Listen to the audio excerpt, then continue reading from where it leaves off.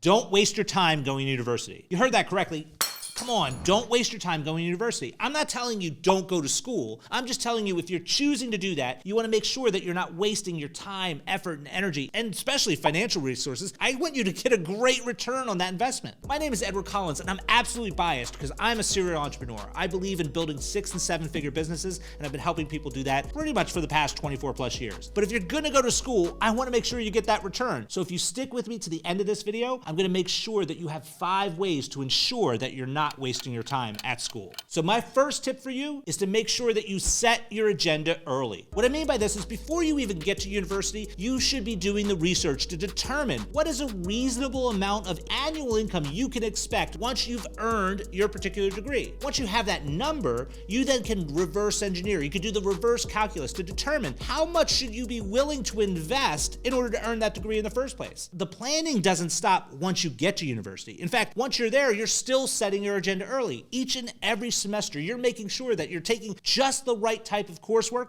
which leads to the outcomes you desire. You're engaging in just the right type of extracurricular activities, again, which lead to the outcomes you desire. Now, in the immortal words of Winston Churchill, those who fail to plan are planning to fail. So my second tip for you is to collaborate effectively. I believe that the American school system has massively failed its students. They tell you don't look at your neighbor's test when you're taking an exam. They tell you not to look over your neighbor's shoulder and see what they're writing in their report so that your report can be even that much better. In the real world though, that's not how it works, right? If you're in a situation where you're working with a partner to try to get to a better outcome, 2 minds put together lead to oftentimes a better solution. The same thing happens in relationships. When you're sitting down with your partner, making sure that you have an opportunity to work through problems together usually leads to better outcomes. University is an ideal testing ground for you to build your collaboration skills. What you need to do though is just be genuine with regard to where you believe your skill sets to be shortfalls and how to marry them with the complementary skills of other students. My third tip for you is to learn beyond the classroom. When you walk into class,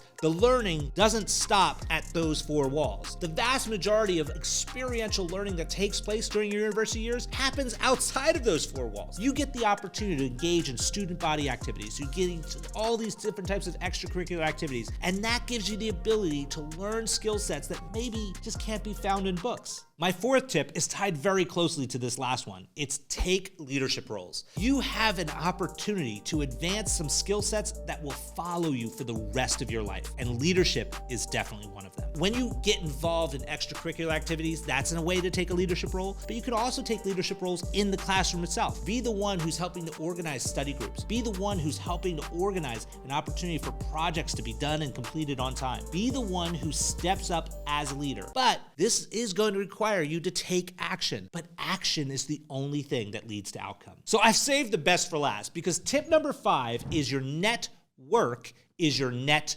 worth. What I mean by this is if you look at your experience in university, you're going to learn a lot academically because you're going to put in the effort and energy, right? You're going to actually do the work. You're going to sit there and go through the books and take the tests and get through the exams and get that diploma at the end. I've been in business now for more than 24 years. I've built and scaled my own businesses up to and through 6 and 7 figures, and I've helped other business owners do the exact same thing. And I can tell you this, my vicarious learning teaches me that it's a lot less about what you know and a lot more about who you know. So if you're gonna go through university and you wanna make sure you get a great return on that investment, make sure that you're building your network while you're there. Now, how can you go about doing this? You can make sure that you're joining and getting involved in different clubs and extracurricular activities. And I know that can be intimidating for a lot of you. In fact, if you're anything like me, I'm an extroverted introvert, which means I essentially force myself to get into public settings, but I don't really like it while I'm there. But I know that I am the architect of my future, so I make myself do it. A tip for you, if you are in that same circumstance, find an accountability partner that can help motivate you